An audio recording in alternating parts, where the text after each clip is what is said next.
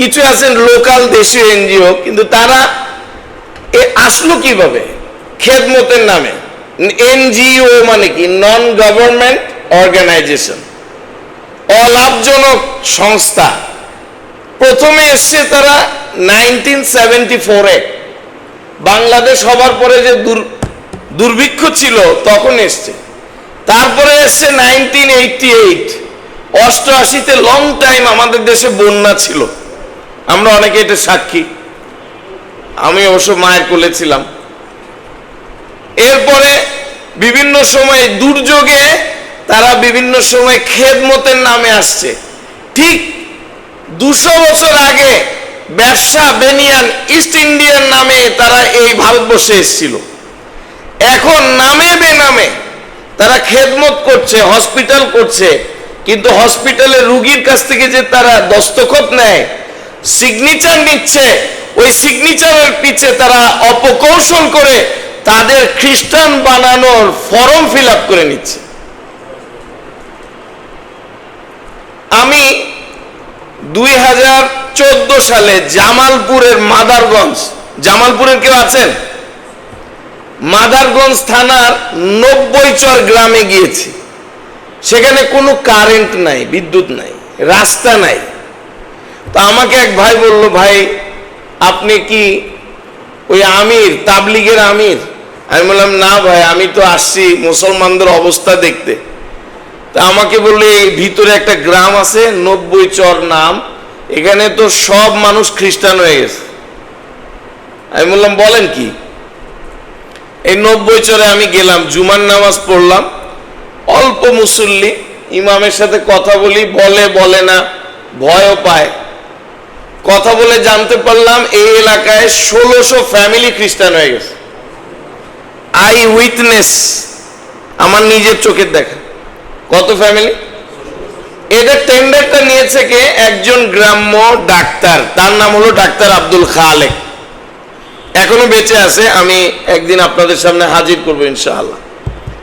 এই ডাক্তার আব্দুল খালেক গ্রামের মানুষদেরকে চিকিৎসা দেয়।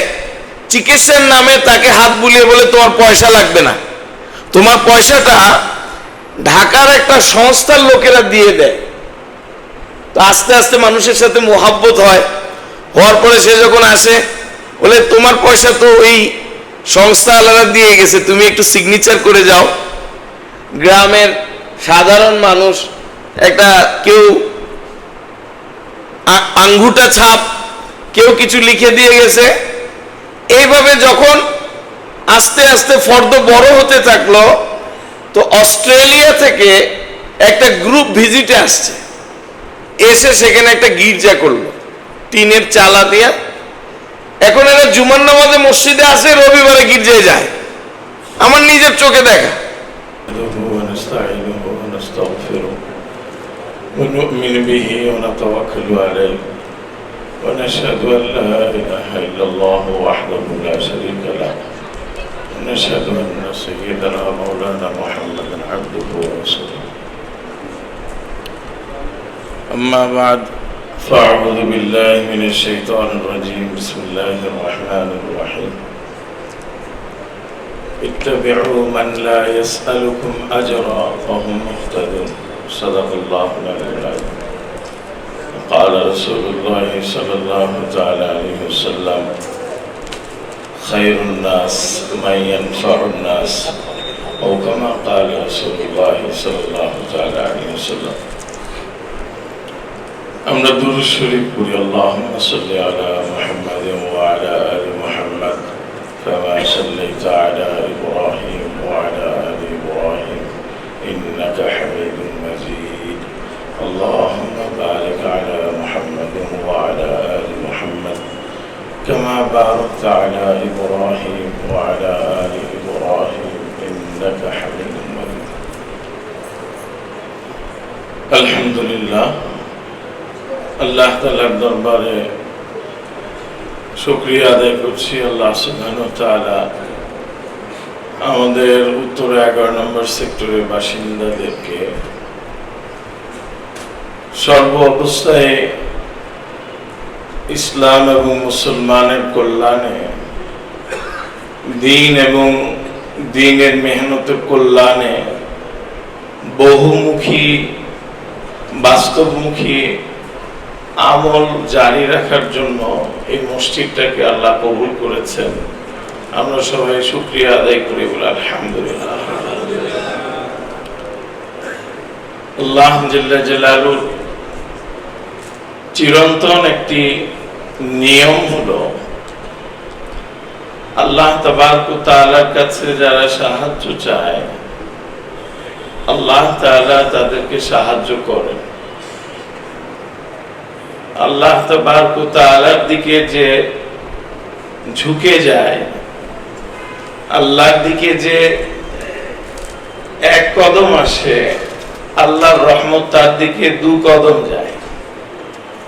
আল্লাহর দিকে যে হেঁটে আসে, আল্লাহর রহমত তার দিকে দৌড়ে যায়। এবং আল্লাহ সুবহানাহু ওয়া তাআলা তার সাথে আল্লাহর সম্পর্ক এবং আল্লাহর পক্ষ থেকে দেওয়া নিয়ামতটাকে কন্টিনিউ করবার জন্য যত প্রসেস গ্রহণ করতে হয়, যত পলিসি ইখতিয়ার করতে হয়, আল্লাহ তাআলা এটা তৌফিক তাকে দান করে। আমরা দোয়া করি আমাদের এই মজলিস এবং আমাদের আগে যে ইমাম সাহেব হুজুর ছিলেন মাওলানা মাসুদ সাহেব হুজুর, ফাউন্ডিং সময় থেকে ওনার অনেক ভূমিকা আছে এখানে, এবং আমাদের অনেক ভাই যারা এই মজলিস শুরু করেছিলেন তারা অনেকে কবরবাসী হয়েছেন।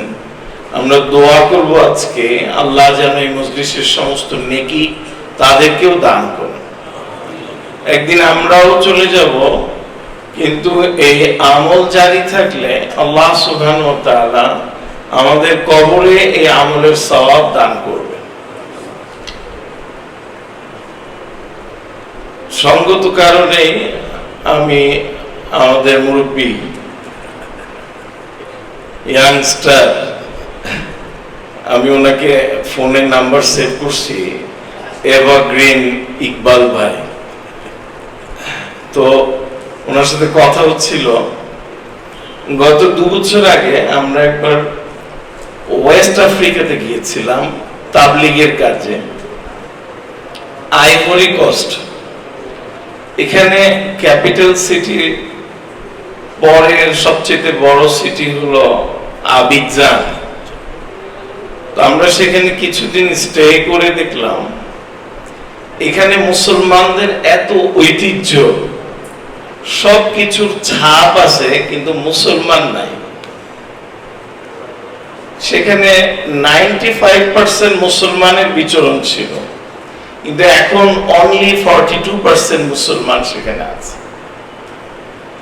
তারই সূত্র ধরে ওনার সাথে কথা হচ্ছিল যে এভাবে বাংলাদেশেও মুসলমানদেরকে ধর্মান্তকরণের অপচেষ্টা, যেটা ওয়ার্ল্ড ওয়াইড মিশন আছে, বাংলাদেশে এই তৎপরতা বিদ্যমান, কিন্তু আমাদের কাছে এটা তত্ত্ব এবং তথ্য এটা পরিপূর্ণ না থাকবার কারণে এই বিষয়ে আমরা অকেফাল নই।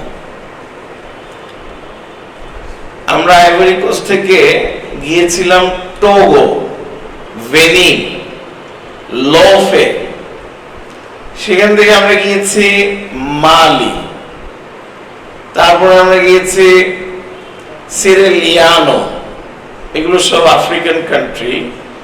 সবগুলোতে আমরা দেখেছি মুসলমানদের ছাপ আছে, কিন্তু মুসলমান নাই। এটা কেন? হোয়াই?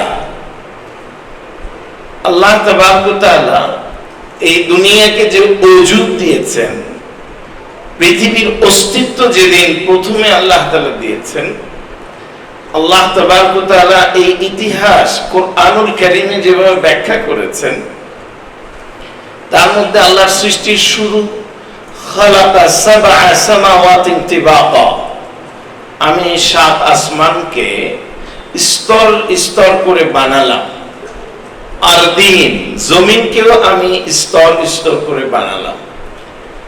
আসমান ও জমিনের মাঝে, এর নিচে এবং এর উপরে বহু জাতিকে আমি পয়দা করলাম। এই জন্য আমরা যে আজকে এশার নামাজ পড়েছি, সূরা ফাতিহাতে আমরা সকলে পড়েছি আলহামদুলিল্লাহি রাব্বিল আলামিন।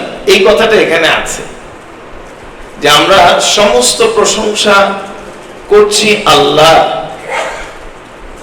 আরবি ভাষায় এখানে যে আলিফ লাম আছে আলহামদু, এই আলিফ লাম বুঝায় যে পৃথিবীর অতীত, বর্তমান, ভবিষ্যৎ, মানুষের প্রশংসা, জীব জাতির প্রশংসা, এবং কি হাইওয়ানাত, নাবাতাত, আসমানের উপরে নিচে ফেরেশতাকুল, মানব দানব, কিয়ামত পর্যন্ত লেখার মাধ্যমে, বলার মাধ্যমে এবং ইশারার মাধ্যমে যত প্রশংসা আসবে লিল্লাহ, সব প্রশংসার মালিক কে? আল্লাহ। সূরা ফাতিহাতে আল্লাহ পাক 4টা নাম আমাদেরকে পরিচয় করিয়েছেন। কয়টা? 4টা নাম। রহমান আর রহিম একই নাম, পার্থক্য হলো রহমান লিদ দুনিয়া, রহিম লিল আখিরাহ, কিন্তু দুটোটার তাৎপর্য এক, ব্যবহারের ভিন্নতা আছে।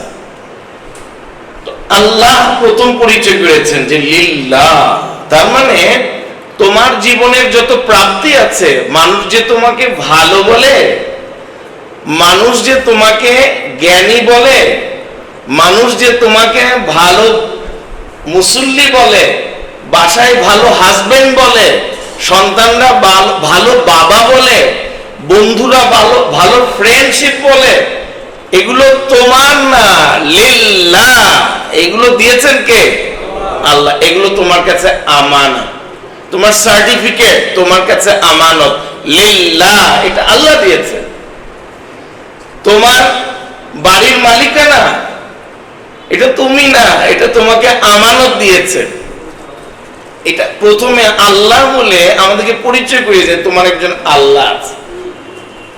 আজকের পৃথিবীতে আমরা সুইজারল্যান্ড গিয়েছিলাম, সুইজারল্যান্ডে দেখলাম প্রত্যেক শহরের মোড়ে মোড়ে, আপনারা অনেকে গিয়ে থাকবেন, আমাদের যেমন মোড়ে মোড়ে ফার্মেসি আছে, তাদের সুইসাইড স্কোয়াড আছে। তারা সেখানে পে করে, সিগনেচার করে, সুইচ দিয়ে মরে যায়। কেন জানেন? ডিপ্রেসড, হোপলেস, তার কোনো শেষ ভরসা নেই। কিন্তু একজন মুমিনের, একজন কালিমাওয়ালা, একজন তাওহীদের বিশ্বাসী মুসলমানের সবচেয়ে বড় শক্তি হলো তার ফ্যামিলি চলে গেছে, ব্যবসা নষ্ট হয়ে গেছে, ক্ষতিগ্রস্ত হয়ে গেছে, হাজার পেরেশান, কিন্তু শেষ কথা লিল্লাহ, আমার একজন আল্লাহ আছে, আমার একজন আল্লাহ আছে। এই জন্য মুসলমানদের মধ্যে আত্মহত্যা কম, আলহামদুলিল্লাহ। শেষ কথা আমরা সান্ত্বনা দিই, আচ্ছা ভাই মন খারাপ করবেন না, আল্লাহ দিয়েছেন, আল্লাহ নিয়েছেন, সান্ত্বনার বাণী আছে, লা তাকনাতু মির রাহমাতিল্লাহ, আল্লাহ বলেছেন। হোপলেস হবে না, আল্লাহর উপরে ভরসা রাখবে। কেন? কারণ তিনি রব্বুল আলামিন, রব, রাবে। রব শব্দের ব্যবহারে প্রায় 30টা অর্থের ব্যবহার আছে আরবদের, কিন্তু রবের সবচেয়ে গ্রহণযোগ্য হলো রাবে, যিনি প্রতিপালক। আল্লাহ পাক দ্বিতীয় অর্থে আমাদেরকে বুঝাচ্ছেন যে আমি যে তোমার আল্লাহ, আমার সাথে তোমার সম্পর্কটা হলো রববিয়তের, আমি তোমার প্রতিপালক। তুমি সেদিনের কথা মনে করো, যেদিন তুমি মায়ের পেটে ছিলে, তোমার কোনো অ্যারেঞ্জমেন্ট ছিল না, আমি আল্লাহ তোমার রব ছিলাম। তুমি সেদিনের কথা মনে করো, যেদিন তুমি দুনিয়াতে এসছো, তুমি কোনো শক্তি নাই। এখানে একটা হাদিসে কুদসিতে আল্লাহ আমাদেরকে টাচ করেছেন, ইয়াবনা আদম মা কুনতা বিশাই কুনতা মা মাহিমা। আল্লাহ বলেন, হে আদম সন্তান, মা কুনতা বিশাই, তুমি তো কিছুই ছিলে না, কুনতা মা মাহিমা, নাপাক পানি ছিলে, আখরাজতু, আমি আল্লাহ কুদরত দিয়ে মার সিনা থেকে, বাবার মেরুদণ্ড থেকে তোমাকে বের করেছি। ইন্নানি আনাল্লাহ, আমি তো তোমার আল্লাহ, ফা'বুদুনি, তোমার উচিত আমার ইবাদত করা। কেন? রব্বুল আলামিন, আমি তোমার রব। সেদিনও আমি তোমার প্রতিপালক ছিলাম। দেখো আমার স্টাইলটা কি ছিল, আল্লাহু আকবার, আমার স্টাইলটা কি ছিল। তোমার মুখ ছিল, তুমি বলতে পারো নাই। তোমার হাত ছিল, ব্যবহার করতে পারো নাই। পা ছিল, চলতে পারো নাই। মেমোরি ছিল, ব্যবহারের উপযুক্ত ছিল না। ওয়া আলাইকাল বুকা, আমি আল্লাহ তোমার মধ্যে একটা ম্যাজিক্যাল টোন, কান্না জারি করে দিয়েছি। তুমি কাঁদতে থাকো আর সবাই তোমার খেদমত করতে থাকে। তুমি কি জানো না আমি তোমার কত বড় রব? এখানে আল্লাহ সুবহানাহু ওয়া তাআলা আমাদেরকে পরিচয় করিয়েছেন যে তিনি রব। তার মানে আমাকে স্মরণ রাখতে হবে। এই জন্য সূরা ফাতিহা প্রত্যেক রাকাতে পড়তে হয়। আমরা জানি নামাজের মধ্যে এক সূরা বারবার পড়াটা নিষেধ, কিন্তু সূরা ফাতিহা প্রতিবার পড়া এটা শরীয়তের হুকুম। কেন? যে এখানে তোমাকে বেসিক ঈমান তোমাকে শেখানো হচ্ছে, তোমার বেসিক আকীদা শেখানো হচ্ছে, তোমার বেসিক মাওলার পরিচয় শেখানো হচ্ছে, যেটা হলো ইবাদতের পূর্ব শর্ত।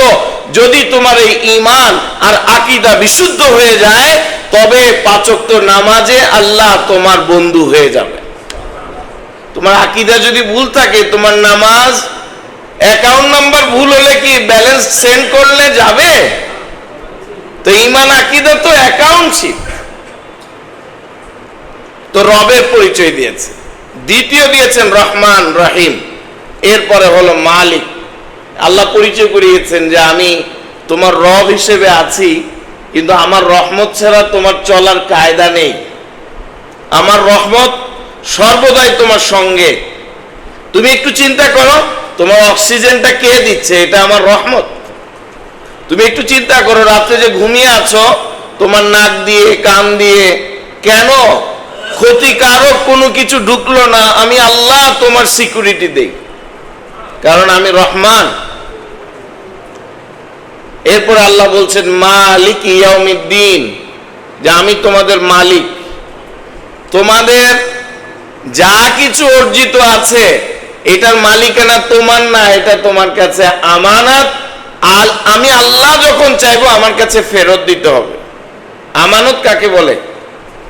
আমানত হলো মালিকের পক্ষ থেকে আমার কাছে গচ্ছিত রাখা হয়েছে, যখন চাইবে ফেরত দিতে হবে হুবহু। ব্যবহার যদি করার অনুমতি দেয়, ব্যবহার করতে পারবো, কিন্তু নষ্ট করতে পারবো না। তো আমাদের বাড়ি, গাড়ি, সম্পদ, যোগ্যতা, এগুলো সব আল্লাহর পক্ষ থেকে আমানত। আল্লাহ কি বলছেন? ইয়াবতাগি, খুব ইন্টারেস্টিং একটা আয়াত। আল্লাহ বলছেন ইয়াবতাগি ফিমা আতাকাল্লাহ আদ-দারুল আখিরা, ইয়াবতাগি ফিমা আতাকাল্লাহু আদ-দারুল আখিরা। তোমাকে আমি যা কিছু দিয়েছি, তোমার নাম যে চৌধুরী, এই বংশ পরম্পরা, তোমাকে যে লোকে doctor, engineer, professor, barrister, major general বলে, এটা আমি দিয়েছি। তোমার যে সৌন্দর্য, তোমার যে বলার শক্তি, তোমার যে লেখার শক্তি, সবকিছু ইনভেস্ট করো আতাকাল্লাহ। ইনভেস্ট করে তুমি আখিরাত সুন্দর করে আসো। তোমার যে আল্লাহ, তোমার যে রব, তোমার যে রহমান, তোমার যে মালিক, তুমি তার সাথে সম্পর্ক কায়েম করে আসো। এটা হলো ইসলামের বেসিক নলেজ। এই জন্য সূরা ফাতিহাতে আল্লাহ তাবারক ওয়া তাআলা প্রথমে এটা শিক্ষা দিয়েছেন, আর প্রত্যেক নামাজে এটা সবক দিয়েছেন। আল্লাহ আমাদেরকে বুঝার তৌফিক দান করুন। ইমাম শাফি রহমতুল্লাহ আলাইহি বলেছেন, সূরা ফাতিহার তাফসীর এটা যদি লিখতে থাকা যায় আর 70 উটের উপরে এটার পাণ্ডুলিপি দেওয়া হয়, শেষ হবে না। এটা পুরা কোরআনের সারাংশ। আমাদের কথার শুরুটার উদ্দেশ্য হলো, এর শেষে আল্লাহ যে হেদায়েতের দোয়ার পরে বললেন ইহদিনাস সিরাতাল মুস্তাকিম সিরাত আল্লাযীনা আন'আমতা আলাইহিম, আল্লাহ আমাদেরকে সিরাতে মুস্তাকিম দেন। সেটা কি? সেটা হলো তাদের পথ যাদেরকে আপনি নিয়ামত দিয়েছেন। এই আয়াতের ব্যাখ্যা আল্লাহ আরেক আয়াতে করেছেন, তাফসিরে কোরআন বিল কোরআন। মূল তাফসির হলো কোরআনের এক আয়াত আরেক আয়াতের ব্যাখ্যা। এই তাফসির হলো আপনার পেরেশানি মুক্ত, ঝামেলা মুক্ত। বাকি এরপর থেকে তাফসিরের মধ্যে কথা বলার সুযোগ, ইচ্ছা, বিভিন্ন রকম রায় মানুষ বলে দেয়, এটার দ্বারা মানুষ বিভ্রান্ত হয়। তো আল্লাহ বললেন আনআমাল্লাহু আলাইহিম মিনান নাবিয়্যিন সিদ্দিকিন শুহাদা সালেহিন। এই যে আনআমতা, আপনি যাদেরকে নিয়ামত দিয়েছেন, আল্লাহ বলছেন আমি কাদেরকে নিয়ামত দিয়েছি? আনআমাল্লাহ, আল্লাহ নিয়ামত দিয়েছেন কাদেরকে? মিনান নাবিয়্যিন সিদ্দিকিন শুহাদা সালেহিন। এই চার গ্রুপ, এই চার গ্রুপকে আল্লাহ তাআলা হেদায়েত দিয়েছেন এবং এই চার গ্রুপের সাথে যার যার আমল মিলবে আল্লাহ তাদেরকে এই চার গ্রুপের সাথে জান্নাত দান করবে। নবীদের মতো, শুহাদা, সিদ্দিকিন, সালেহিন, নেককারদের মতো। আমাদের উদ্দেশ্য আজকে এর পরের আয়াতটা, গায়রিল মাগদুবি আলাইহিম ওয়ালাদ-দাল্লিন আমিন। এই মাগদুব আর দল্লিন, আল্লাহ পাকের কাছে দোয়া করা হচ্ছে আপনি আমাদেরকে নিয়ামতের রাস্তায় দিবেন। ওই যে দুইটা গ্রুপ আছে যারা মাগদুব আর দল্লিন, মাগদুব হলো ইহুদিরা, দল্লিন হলো নাসারা। এই দুই গ্রুপ থেকে আমাদেরকে বাঁচান এবং এই দুই গ্রুপের সাথে যত ওয়াসওয়াসা আছে, শাখা প্রশাখা আছে, যেটা ইসলামের নাম দিয়ে, দ্বীনের নাম দিয়ে, সিরাতে মুস্তাকিমের নাম দিয়ে, আল্লাহ আপনি আমাদেরকে সব বিভ্রান্তি থেকে বাঁচায়া দেন। তো আমরা দল্লিনের উপরে আজকে কিছু আলোচনা করব।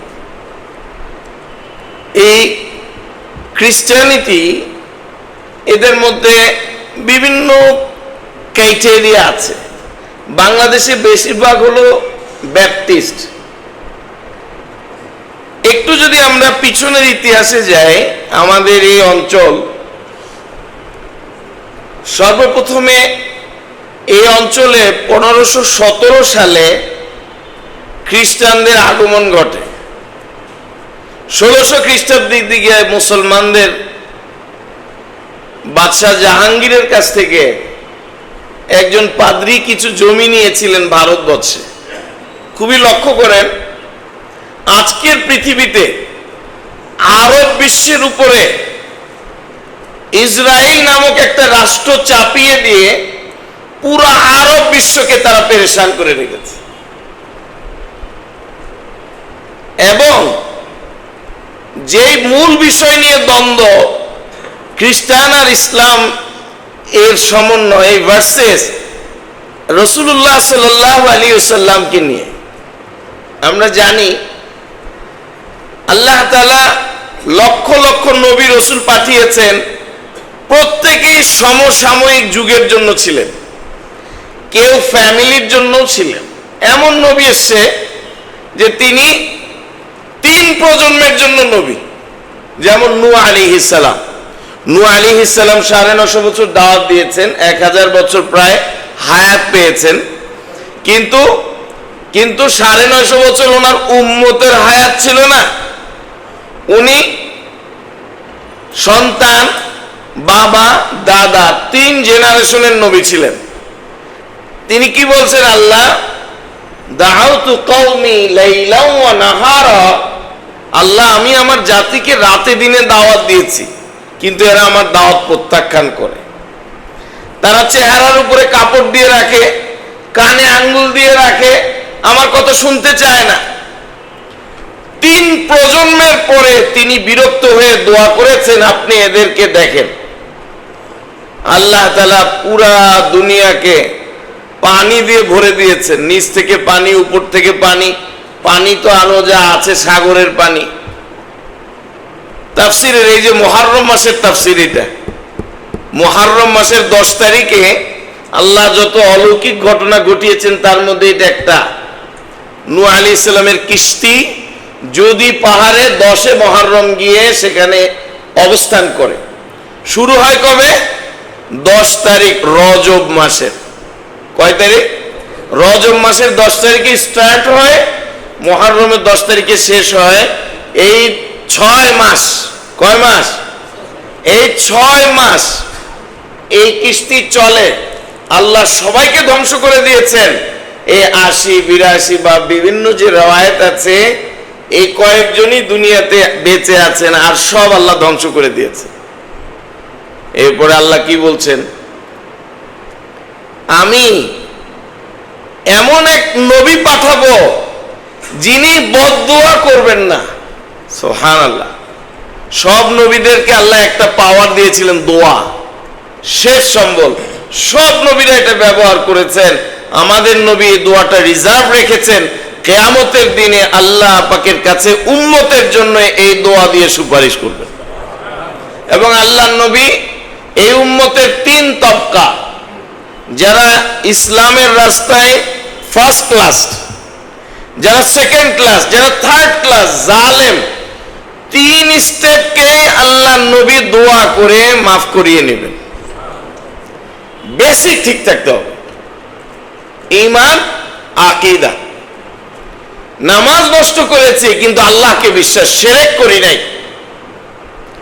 নামাজ ভুল হয়েছে, ইবাদত ভুল হয়েছে, তেলাওয়াত ভুল হয়েছে, হজের আমল ভুল হয়েছে, কিন্তু লা ইলাহা ইল্লাল্লাহ মুহাম্মাদুর রাসূলুল্লাহর বিশ্বাসে কমতি ছিল না। তারাও জালেম। একটা পর্যায়ে গিয়ে আল্লাহ তাআলা তাদেরকেও ক্ষমার ব্যবস্থা করবেন। আমাদের উস্তাদ বলতেন, ওনার বাড়ি তো ছিল যশোর, উনি বলতেন যে পানি ঠেলে পান্তা, মানে মাপ তো পাবে কিন্তু ঠেলা খাইয়া। এটা ওনার ভাষা আর কি। আল্লাহ ওনাকে মাফ করে দেন।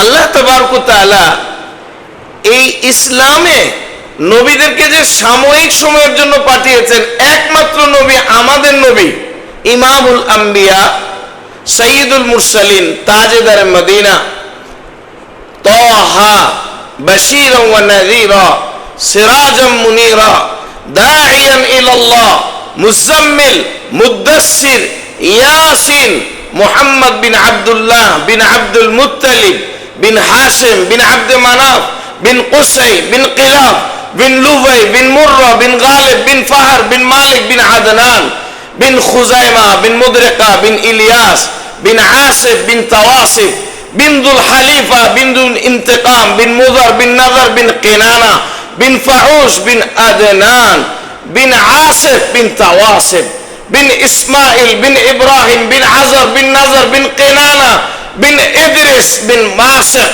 এইভাবে চলতে চলতে যার নাম আদম আলাইহিস সালাম পর্যন্ত আল্লাহ হেফাজত করেছেন, ওই মুহাম্মদুর রাসূলুল্লাহ সাল্লাল্লাহু আলাইহি ওয়াসাল্লামকে আল্লাহ তাআলা বিশ্ব নবী বানিয়েছেন, কিয়ামত পর্যন্ত নবী বানিয়েছেন, মানব দানব সকলের জন্য নবী বানিয়েছেন। এমনকি কালকে কিয়ামতের ময়দানে লিড দেবার জন্য আমাদের নবীর নবুয়ত সেখানেও চলবে। এই জায়গাটাতে তাদের সাথে কেয়া, তারা বলে আমাদের নবী বনি ইসরাইল, ইহুদিরা বলে মুসার জায়গা থেকে, জেনারেশন থেকে আসতো, আমরা মানতাম। এরা বলে আরে যিশু ঈসা উনি আল্লাহর পুত্র, উনি হলেন সার্বজনীন নবী, সর্বজামানার নবী, তারপরে আর কেউ নবী আসতে পারে না। প্রথম গ্যাপ এখানে নবুয়তের সাথে। এই জন্য খ্রিস্টান মিশনারি, আমরা আসলে ভূমিকায় তো শেষ হয়ে যাচ্ছি। আমরা যে মূল আলোচনা করতে চেয়েছিলাম, যে আমি দুনিয়াতে প্রায় 70+ টাইম আমি ফ্লাই করেছি আলহামদুলিল্লাহ দ্বীনের জন্য। 6 মহাদেশ আমি গিয়েছি। তা আমি দেখলাম সব জায়গায় ইসলামের সাথে সাংঘর্ষিক যে দাওয়াতের প্ররোচনা, যেটা মুসলমানের মধ্যে বিরল, মুসলমানের মধ্যে নাই। আমাদের বাংলাদেশে 5000-এর মতো এনজিও কাজ করে। আমি তো বিশাল কিছু কিছু লিখেও নিয়ে আসছি, এখন লম্বা চার্ট বলা তো ডিফিকাল্ট। 3 ধরনের এনজিও আছে বাংলাদেশ। একটা হলো বিদেশি মদতপুষ্ট, আর একটা হলো যারা সরাসরি সেখান থেকে পরিচালিত করে। এগুলো বিশাল নামের ফর্দ আছে আমাদের কাছে। আমরা আজকে প্রায় 12-14 বছর ধরে এটার গবেষণা করছি। আমরা কিছু কিতাবও লেখার চেষ্টা করছি। ইনশাআল্লাহ আপনাদের কথাও সেখানে থাকবে, আল্লাহ কবুল করে। তো সেখানে কিছু আছেন লোকাল দেশীয় এনজিও, কিন্তু তারা আসলো কিভাবে? খেদমতের নামে। এনজিও মানে কি? নন গভর্নমেন্ট অর্গানাইজেশন, অলাভজনক সংস্থা। প্রথমে এসছে তারা 1974-এ, বাংলাদেশ হবার পরে যে দুর্ভিক্ষ ছিল তখন এসছে। তারপরে এসছে 1988-তে লং টাইম আমাদের দেশে বন্যা ছিল, আমরা অনেকে এটা সাক্ষী। আমি অবশ্য মায়ের কোলে ছিলাম। এরপরে বিভিন্ন সময় দুর্যোগে তারা বিভিন্ন সময় খেদমতের নামে আসছে। ঠিক 200 বছর আগে ব্যবসা বেনিয়ান ইস্ট ইন্ডিয়ান নামে তারা এই ভারতবর্ষে এসেছিল। এখন নামে বেনামে তারা খেদমত করছে, হসপিটাল করছে, কিন্তু হসপিটালে রুগীর কাছ থেকে যে তারা দস্তখত নেয়, সিগনেচার নিচ্ছে, ওই সিগনেচারের পিছে তারা অপকৌশল করে তাদের খ্রিস্টান বানানোর ফর্ম ফিল আপ করে নিচ্ছে। আমি 2014 সালে জামালপুরের মাদারগঞ্জ, জামালপুরের কেউ আছেন? মাদারগঞ্জ থানার 90চর গ্রামে গিয়েছি। সেখানে কোনো কারেন্ট নাই, বিদ্যুৎ নাই, রাস্তা নাই। তো আমাকে এক ভাই বলল, ভাই আপনি কি ওই আমির, তাবলিগের আমির? আমি বললাম, না ভাই, আমি তো আসছি মুসলমানদের অবস্থা দেখতে। তা আমাকে বললো, এই ভিতরে একটা গ্রাম আছে 90চর নাম, এখানে তো সব মানুষ খ্রিস্টান হয়ে গেছে। আমি বললাম, বলেন কি? এই 90চরে আমি গেলাম, জুমার নামাজ পড়লাম, অল্প মুসল্লি, ইমামের সাথে কথা বলি, বলে না, ভয়ও পায়। কথা বলে জানতে পারলাম এই এলাকায় 1600 ফ্যামিলি খ্রিস্টান হয়ে গেছে। আই উইটনেস, আমার নিজের চোখের দেখা। কত ফ্যামিলি?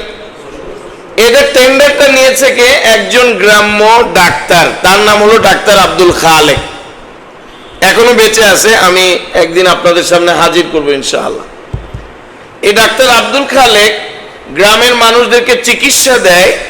চিকিৎসার নামে তাকে হাত বুলিয়ে বলে, তোমার পয়সা লাগবে না, তোমার পয়সাটা ঢাকার একটা সংস্থার লোকেরা দিয়ে দেয়। তো আস্তে আস্তে মানুষের সাথে মোহাব্বত হয়, হওয়ার পরে সে যখন আসে বলে, তোমার পয়সা তো ওই সংস্থাওয়ালারা দিয়ে গেছে, তুমি একটু সিগনেচার করে যাও। গ্রামের সাধারণ মানুষ একটা, কেউ আঙ্গুটা ছাপ, কেউ কিছু লিখে দিয়ে গেছে। এইভাবে যখন আস্তে আস্তে ফর্দ বড় হতে থাকলো, তো অস্ট্রেলিয়া থেকে একটা গ্রুপ ভিজিটে আসছে, এসে সেখানে একটা গির্জা করলো টিনের চালা দিয়া। এখন এরা জুমার নামাজে মসজিদে আসে, রবিবারে গির্জায় যায়। আমার নিজের চোখে দেখা। এগুলো কিন্তু দুনিয়াতে ছিল। আমরা ফ্রান্সে গিয়েছিলাম, প্যারিস থেকে অনেক ভিতরের গ্রাম। তো সেখানে এই 2018 সালে গিয়েছি আমি, তখন আমি দেখেছি সেখানে মুসলমান জুমার নামাজ পড়ে রবিবারে, সানডে ছুটির দিন, বুঝ নাই। অথচ প্যারিসে কিন্তু মুসলমান, যে কোনো সকালে শুনবেন প্যারিস পুরোটা মুসলমান হয়ে গেছে। আলজেরিয়া, তিউনিসিয়া, এ আরব মুসলমানরা এখানে মাইগ্রেট হয়ে আসছে, কিন্তু এসে খ্রিস্টান বিয়ে করেছে, বউ খ্রিস্টান, জামাই মুসলমান। তো ছেলে বলে আমিও খ্রিস্টান। মুসলমান তো 5 বার ইবাদত করা লাগে, খ্রিস্টানও তো সপ্তাহে একদিন করলেই হয়ে যায়, আর বেশি কিছু লাগে না।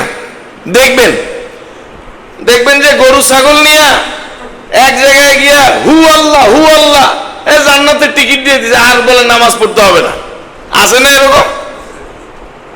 আমি তাদেরকে বলি যে ভাই, সবচেয়ে বড় দরবার হলো মদিনা মুনাওয়ারা, এখানে তো কোনোদিন গরু ছাগল মুরগি কিছু নিলাম না। নেন নাকি পকেটে করে যে একটা মুরগি রান লয়ে যায়? সবচেয়ে বড় দরবার, এখানে কোনো কিছু নাই। কিন্তু আমাদের দেশে হয়েছে কি, যেখানে যত গরু যাবে সেটা তত বড় দরবার। মানুষকে বিভ্রান্ত করে দিচ্ছি আমরা।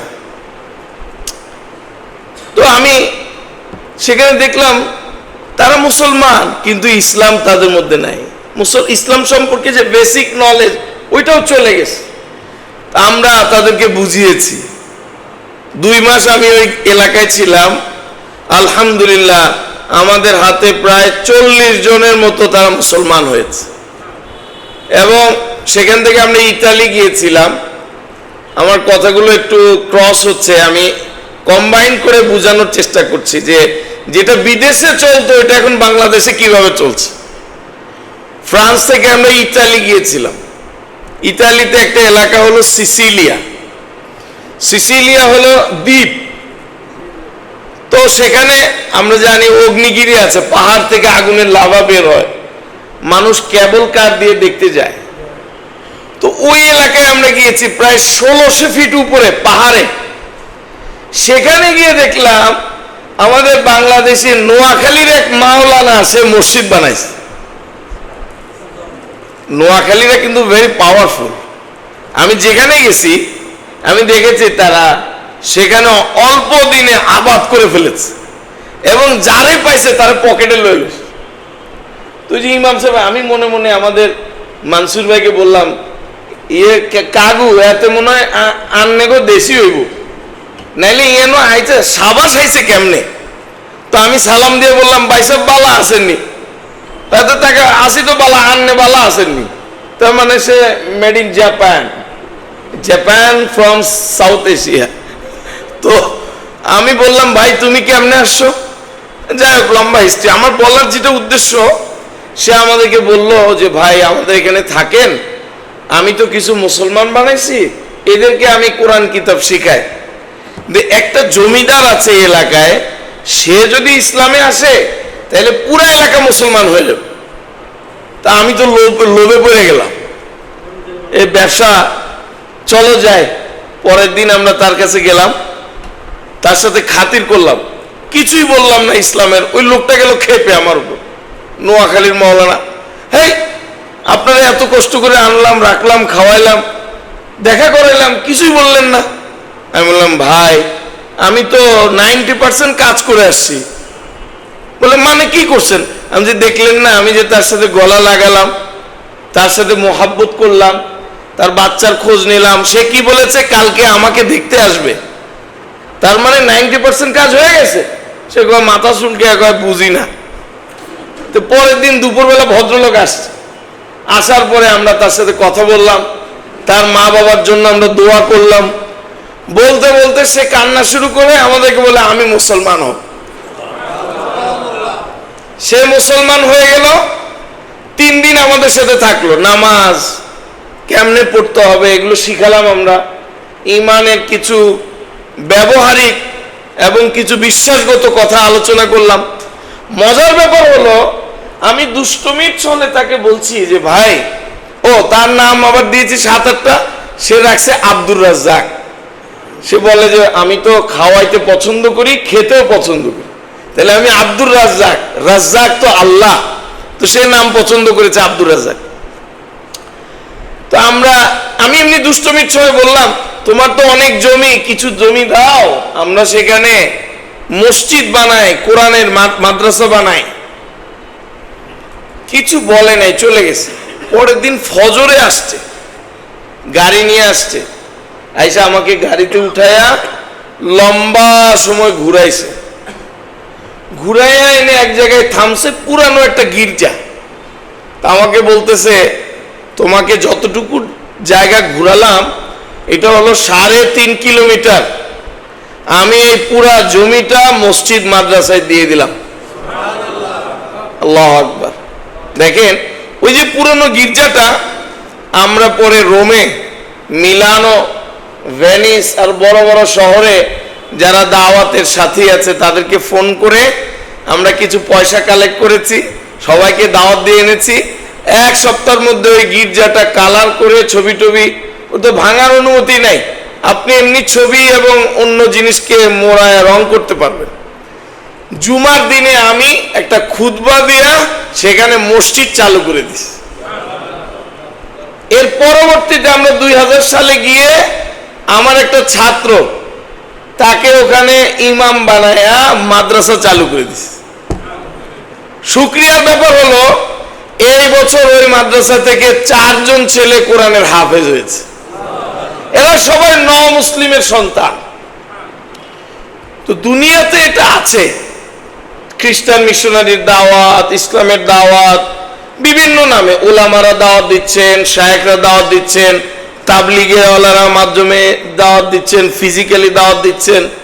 কিন্তু বাংলাদেশ যেটা ইসলামের দেশ, বাংলাদেশ হবার পূর্বে আমাদেরকে যে পাকিস্তানি বলা হতো, এই রাষ্ট্রের ভিত্তিপ্রস্তর হয়েছে লা ইলাহা ইল্লাল্লাহ মুহাম্মাদুর রাসূলুল্লাহ দিয়ে।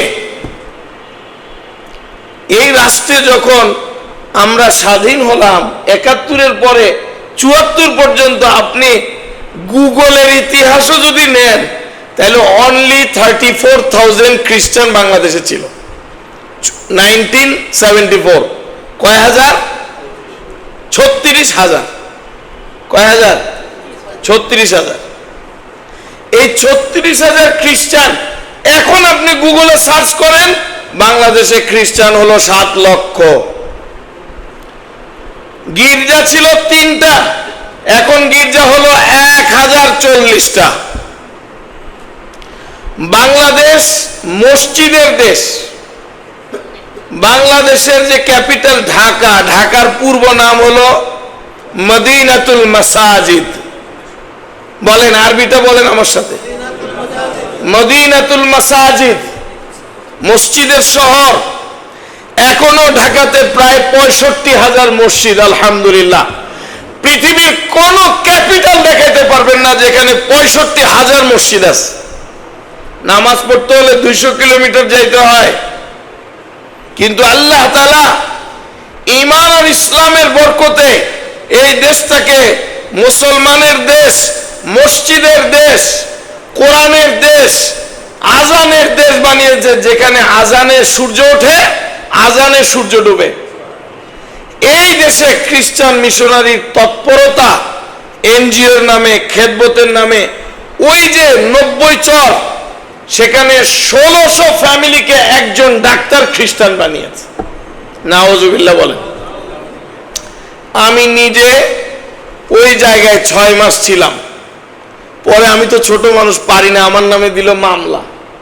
ডিসি সাহেব আমারে ডাকলো, ডাইকে তো মৌলবি দেখলে তো সবাই একটু বলে, মৌলবি আর এত কি, মৌলবি একটা টিপ দিলে টমেটোর রস বাইর হয়ে যাবে। আমাকে নিয়ে আচ্ছা মতো শাসালো, আমি চুপ করে থাকলাম। আমাকে বলে, কিছু বলেন না কেন? আমি বললাম, কি বলবো, মনে মনে তওবা করছি। আমি আবার যাওয়ার আগে ডিসি সাহেবের বায়োগ্রাফি, CS, RS সব বাইর করে নিয়ে গেছি। আমি বললাম, আমি আপনার দাদার জন্য দোয়া করছি। আপনার দাদা তো মৌলবি ছিল, আলিয়া মাদ্রাসার শিক্ষক ছিল, আপনার বাবা 2 বার হজ করেছে, আপনার ওয়াইফ হাজি সাহেবের কন্যা, কিন্তু আপনি এরকম হলেন কেন? এখন আর ডিসি কথা কয় না, আপনি দেখি সব খবর রাখে। আমি বললাম, মৌলবি আরশের খবর রাখে, আপনার খবর রাখতে পারবে না? পরে এখন আমারে বেকায়দা আমারে গাছে কথা, যান আপনি আপনার কাজ করেন, আমি দেখবনি। তা আমি বললাম, ওই যে মামলা টামলা কয়, আমি দেখবনি, যা। এখানে আমি 6 মাস ছিলাম। পরবর্তীতে আমাদের এই যে তরফদার সাহেব রাজুকের স্টেট মেম্বার ছিলেন, আমি ওনাকে রিকোয়েস্ট করে, ওনার আবার নানা বাড়ি ওখানে, ওই যে আশেক মাহমুদ কলেজ যে জামালপুরে, ওইটা আশেক মাহমুদ হলো ওনার নানা, তরফদার সাহেবের। তো উনি এটা করেছেন, ওনাকে আমি নিয়ে গেলাম, নিয়ে ওনার হেল্প নিয়ে আমরা 6 মাস থেকে এই 1600 পরিবারকে 1 by 1 আমি তাদের ঘরে ঘরে গিয়ে তাদেরকে কালেমা পড়ে তওবা করে আবার ইসলামে ফেরত এনেছি। কিন্তু এদের সন্তান আমাদের এই কালীগঞ্জে নাগরী খ্রিস্টানদের যে হেডকোয়ার্টার, 80টা সন্তান তারা ওখান থেকে বাসে করে এদেরকে এনেছে, বিভিন্ন স্কুল কলেজে অ্যাডমিশন দিয়েছে, তাদেরকে খ্রিস্টান বানিয়েছে, তাদেরকে আমরা টাচ করতে পারি না। এটা আমার নিজের দেখা। 11 নম্বর সেক্টরের কথা বলবো। 18 নম্বর রোড, এই আমাদের যে ওসি সাহেব থাকেন, কয় নম্বর বাড়ি এটা, 82 বা এমদাদ সাহেবের ঠিক অপোজিটে, এই বাড়িতে আমি মেবি আমি এই বাড়িতে ওনার ছেলে ওকে সৈকতকে দাওয়াত দিতে যেতাম, তো দারোয়ানকে বললাম এই যে সাংবাদিক লিখে রাখছে স্বামী স্ত্রী, অনেক আগের কথা, প্রায় 16-17 সময়।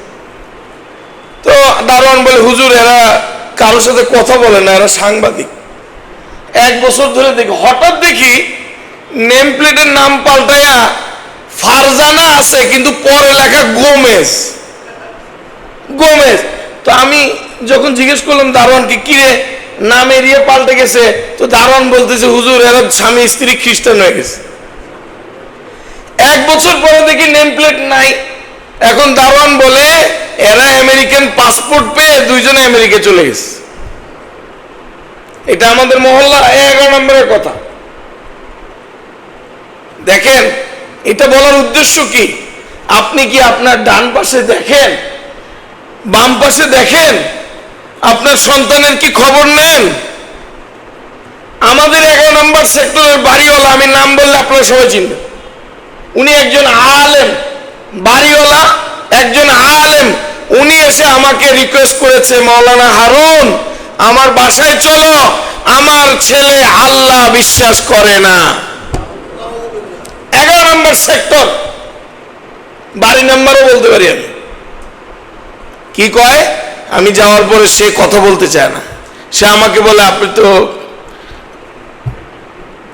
West my time. Say black ম্যাজিকের পূজা করে। আপনার সন্তান যে ঘরে তলা বন্ধ করে থাকে, কি করে খোঁজ নেন? সে কি আল্লাহ মানে নাকি দাজ্জালকে মানে? এটা একটা তৈরি হচ্ছে জেনারেশন। এই জায়গাটার থেকে যেটা মজার কথা, 6 মাস পরে আলহামদুলিল্লাহ আমরা চেয়ারম্যানের সাথে যোগাযোগ করলাম। চেয়ারম্যানের নাম হলো রাশেদ, ওই পারে বগুড়ার সারিয়াকান্দি। চেয়ারম্যানের কাছ থেকে আমরা 3 বিঘা জমি নিলাম চরের, আর 3 বিঘা আমরা কিনলাম। কিনে একটা কোরআনের মাদ্রাসা চালু করলাম। এই মাদ্রাসাটা 1 বছর রান করতে করতে গির্জা রেখে খ্রিস্টানরা চলে গেছে। এখন এই মাদ্রাসায় 400 ছাত্র পড়াশোনা করে আলহামদুলিল্লাহ। এই কোরআনের বরকত, কোরআনের আলোচনায় আল্লাহ আবার তাদেরকে ইসলামে ফেরত আনছে। 2 মাস আগের কথা বলি, রংপুর জেলা হারাগাছা থানার বর্ডার, ওই পারে হলো লালমনিরহাট বর্ডার। সেখানে একজন মুদি দোকানদার 200 ফ্যামিলিকে খ্রিস্টান বানাইছে। কি করে জানেন? ওই সেম কাহিনী, বাকি দেয়, পয়সা দিতে পারে না। ও বলে ঢাকা থেকে একটা সংস্থা আসবে, তারা দিয়ে দিবে NDS, তোমরা আসো সাইন করো। সাইন করে যায়। ওরা তো বলতে পারে না। কি করে? যখন মারা যায়, এই মিশনারি গাজীপুর থেকে গাড়ি নিয়ে, পুলিশ নিয়ে গিয়ে তারা লাশ নিয়ে আসে, ডকুমেন্টস দেখে, দেখেন এই তো খ্রিস্টান। 2011 সালে বস্তিবাসীর উপরে আমি 40 দিনের একটা গবেষণা করেছি। আমি 40 দিন বস্তিতে ছিলাম। আপনার টিকাটলি বস্তি থেকে টঙ্গী পর্যন্ত ট্রাই করেছি, কিন্তু এতদূর আসতে পারিনি, মহাখালী পর্যন্ত আটকে গেছি। সবচেয়ে ক্রিটিক্যাল একটা টাইম ছিল আমার এই কারওয়ান বাজার বস্তি, কারওয়ান বাজার, হ্যাঁ, এই মহাখালী পর্যন্ত। আপনাদের মনে আছে কিনা, ওই সময় ভাইরাল হয়েছিল মাদক সম্রাজ্ঞী শাহিদা আপা। এই রেল লাইনের পাশে, তার বাসায় গেছি। বাইরে তো টিন আর বেড়ার ছাপড়া, কিন্তু ভিতরে গেলে এসি লাগানো, মেডিকেটেড বেড। সুইচ দিলে বেড হয়ে যায়, সুইচ দিলে চেয়ার হয়ে যায়। তার ঢাকা শহরে 4টা বাড়ি, সন্তান 2টা অস্ট্রেলিয়া পড়ে। তার বাড়ি ভোলা, স্বামীর বাড়ি এই ময়মনসিংহ। কোনোভাবে আমরা এই করতে পারি না। তো আমরা বললাম যে শাহেদা আপার সাথে যোগাযোগ করি, ধরা দেয় না। এক ভদ্রলোক রিক্সা চালায়, সে মারা গেল। মারা যাওয়ার পরে আমরা তার গোসল করালাম। যখন কবর দিতে যাব, দেখি যে নাগরী থেকে পুলিশ নিয়ে গাড়ি আসছে। এটা আমার প্রথম অভিজ্ঞতা জীবনের। গাড়ি এসে লাশটাকে নিয়ে যাচ্ছে। তো ওনার স্ত্রী, মা, তারা কাঁদতেছে, আরে আমার ছেলে তো মুসলমান, এই যে ভোটার আইডি, বাবের নাম সফিউল্লাহ, এর নাম কুদরতুল্লাহ। তো পুলিশ ডকুমেন্টস দেখেছে যে দেখেন উনি তো আরো 5 বছর আগে খ্রিস্টান হয়েছে। পরে কাহিনী কি, রিক্সা কিনবার জন্য সে 10,000 টাকা লোন নিয়েছিল, ডিউ টাইমে পরিশোধ করতে পারেনি, বাধ্য হয়ে সে খ্রিস্টান হয়েছে। তার লাশ মুসলমান, কিন্তু তাকে নিয়ে যাওয়া হচ্ছে খ্রিস্টান মিশনারি। বলার উদ্দেশ্য হলো, মুসলমানদের সমাজে খ্রিস্টান মিশনারির যে অপতৎপরতা, এ ব্যাপারে আমাদেরকে সোচ্চার হতে হবে, সচেতন হতে হবে যে আমার পাশে কে যাচ্ছে, কি বলছে, কি বুঝাচ্ছে। সন্তানকে যার তার কাছে ছেড়ে দিবেন না। যাকে শিক্ষক রাখবেন তার ডাটা নেন। আজকে বাংলাদেশের মতো জায়গাতে আপনি এখন গুগলে সার্চ দিবেন, আমরা 97% মুসলমান, কিন্তু গুগলের জরিপে বলে আমরা বলে 89%। 0.1% ছিল, আজকে তারা 3% দাবি করে। এগুলো একটু চিন্তা করার বিষয়। আমি তো সাধারণ কোরআনের ছাত্র হিসেবে দেশে বিদেশে দেখে আপনাদেরকে বলছি। আমি গিয়েছিলাম বসনিয়া, রাশিয়া, ওখান থেকে আমরা গিয়েছি উজবেকিস্তান, তাজিকিস্তান, কিরগিজস্তান, সোভিয়েতের 16টা দেশ। এদের মধ্যে অধিকাংশ খ্রিস্টান হয়ে গেছে, ছিল মুসলমান। ইমাম বুখারীর এলেমের যে সিংহাসন, সেটা এখন গির্জা। আমি গিয়েছি স্পেনে, কর্ডোবা, আলহামরা। ইমাম কুরতুবীর যে মসজিদ, যেখানে 50,000 মুসল্লিকে তিনি তাফসির শোনাতেন, তাফসিরে কুরতুবী লিখেছেন, পুরা মসজিদে 30 পারা কোরআন শরীফ লেখা আছে। কিন্তু এই মসজিদের 360টা পিলারের অর্ধেক কেটে তারা লাইব্রেরি, ইউনিভার্সিটি বানিয়েছে। নামাজ পড়া নিষেধ। আমি পর্তুগাল গিয়েছি, লিসবন। ওমর রাদিয়াল্লাহু আনহুর যুগে 22 লক্ষ কিলোমিটার ইসলামের বর্ডার ছিল পর্তুগাল পর্যন্ত। সে যুগের মসজিদ আছে, কিন্তু সেটা ব্যবহার হয় গির্জায়। কেন? মুসলমান তার ওই স্বকীয়তা হারিয়ে ফেলেছে। মুসলমানের ওই চেতনা, মুস্তাইদ লিল মউত মা নুরিদ আন শাই, সাহাবাদের স্লোগান ছিল যে আমাদেরকে তো আল্লাহ পাঠিয়েছেন ইসলামকে পুঁজি করে, ইসলামের বীজ বপন করার জন্য, আর আল্লাহর দ্বীনের জন্য কুরবান হওয়ার জন্য। কিন্তু আফসোস, ওই জজবা আমরা হারিয়ে ফেলেছি।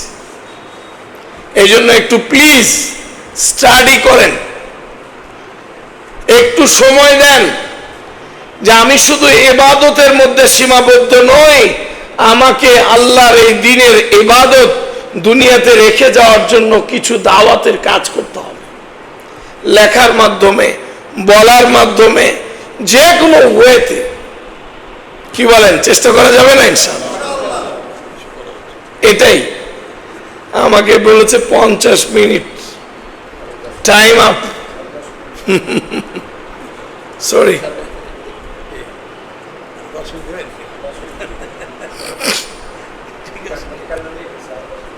আজকে সারা দুনিয়াতে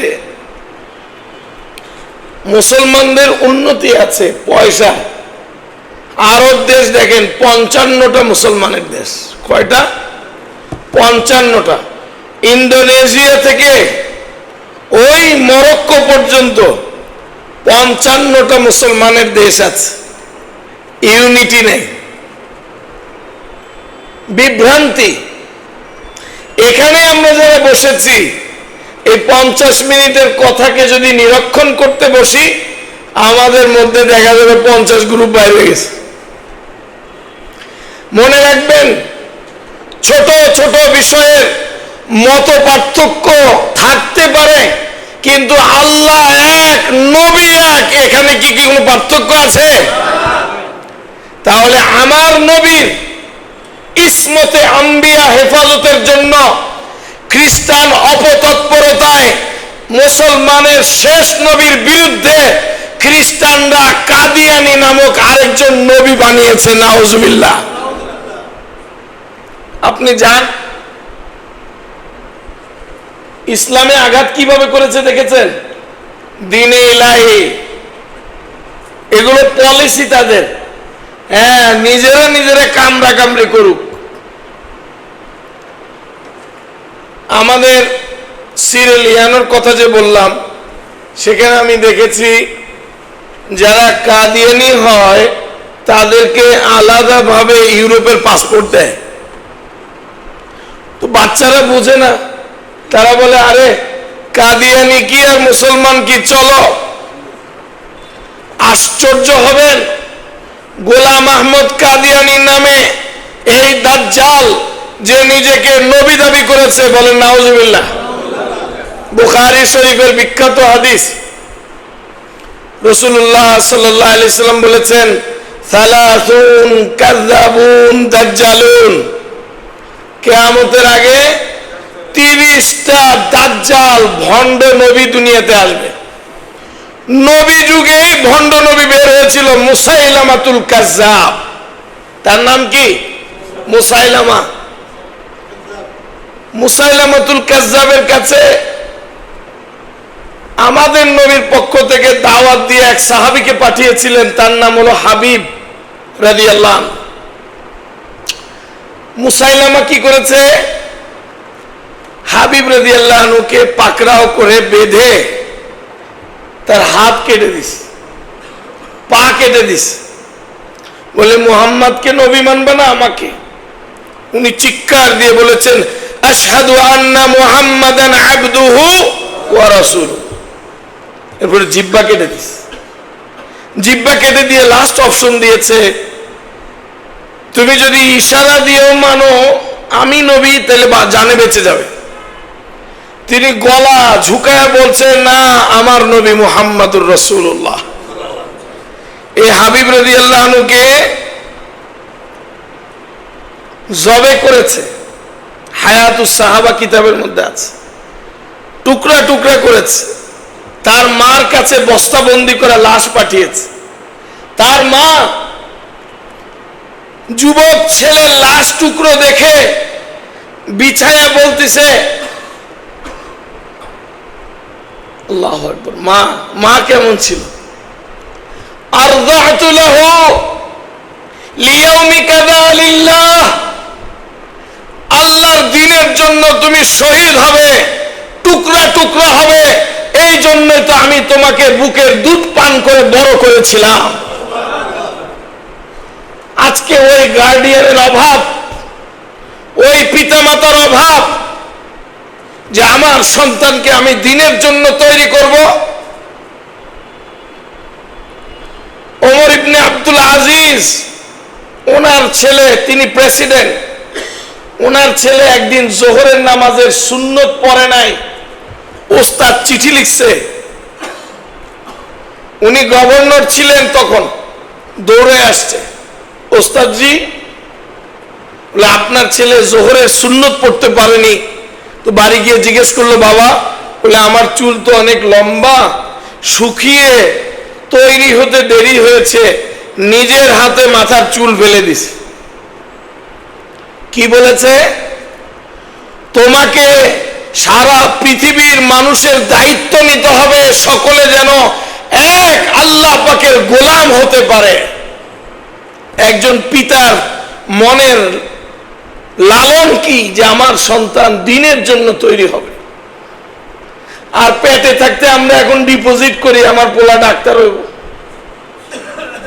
আপনাদের মনে আছে 2013 সালে যে 13 নম্বর সেক্টরে যে কোনায় ইব্রাহিম ভাই ওই যে ইয়েলোর ওই গলি, একদিন ফজরের পরে আমরা গেছি, ওই বুড়া ওখানে মরেছিল, 3 দিন হয়ে গেছে, বুড়ি আগে মারা গেছে। বুয়া পুলিশ ডেকে এনে দরজা খুলেছিল।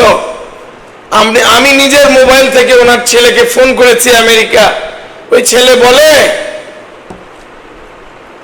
আঞ্জুমান মুফিদুল ইসলামে লাশ দিয়ে দেন, আমার সময় নাই। আমি তখন সবাইকে বলেছিলাম এই ছেলেকে মানুষ করতে গিয়ে তার পিতা হালাল হারাম এক করে দিয়েছে, রাত দিন এক করে দিয়েছে, কিন্তু এই ছেলেকে আল্লাহ চিনায় নাই, ইসলাম শিখায় নাই, কোরআন শিখায় নাই, এই জন্য আজকে সে বাবার আদর্শ সন্তান হয় নাই। তো আমাদের সমাজের এই বিচ্যুতি থেকে বাঁচবার জন্য আমাদের সন্তানদেরকেও প্রপারলি গাইড করতে হবে। এই জন্য সন্তানদেরকে তাওহীদ শিখান, যোগ্য শায়েখদের সাথে সম্পর্ক করান, তাদেরকে সময় দেন, আর ঘরের মধ্যে ইসলামকে কালচার করেন, যেন আমাদের চলাফেরা থেকে ইসলামের সুগন্ধি আসে। তখন কি হবে? আল্লাহ তাআলা প্র্যাকটিসিং মুসলিম হিসেবে আমাদের জীবনে বরকতময় করে দিবেন। এবং আল্লাহ পাক এক আয়াতে বলেছেন ওয়ালাউ আন্না আহলাল কুরা আমানু ওয়াত্তাকাউ লাফাতাহনা আলাইহিম বারাকাতিন মিনাস সামাই ওয়াল আরদ।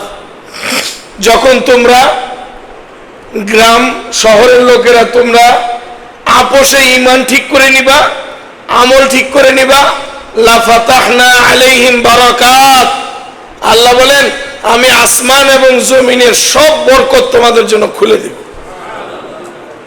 এই জন্য আমাদেরকে প্র্যাকটিসিং মুসলিম হতে হবে, সন্তানদেরকে ইসলামের সৌন্দর্য দেখাইতে হবে, আখলাক সুন্দর করতে হবে। আর এই ইসলামের দায়ী হিসেবে আমাদের প্রত্যেকের দায়িত্ব কু আনফুসাকুম, আমি নিজেও জাহান্নাম থেকে বাঁচবো, ও আহলিকুম নারা, এবং পুরো বিশ্বময় সকলকে জাহান্নাম থেকে বাঁচাবার জন্য চেষ্টা করব। আল্লাহ তাআলা আমাদের সবাইকে তৌফিক দান করুন। ওয়া আখিরু দাওয়ানা আনিল হামদুলিল্লাহি রাব্বিল